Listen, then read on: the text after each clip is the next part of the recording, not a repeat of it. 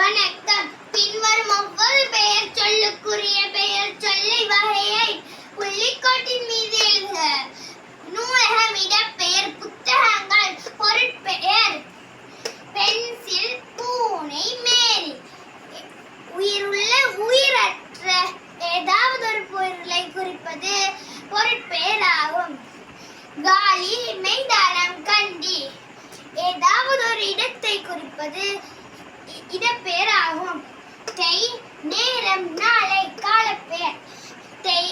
ஏதாவது ஒரு காலத்தை குறிப்பது காலப்பெயர் ஆகும். கால், தண்டு, கை. சினைப்பெயர் ஏதாவது உயிருள்ள, உயிரல்ல பொருட்களின் உறுப்புகளை குறிப்பது சினைப்பெயர் ஆகும். வட்டம், சிவப்பு, கசப்பு. குணப்பெயர் ஏதாவது ஒரு குணத்தை குறிப்பது குணப்பெயர் ஆகும்.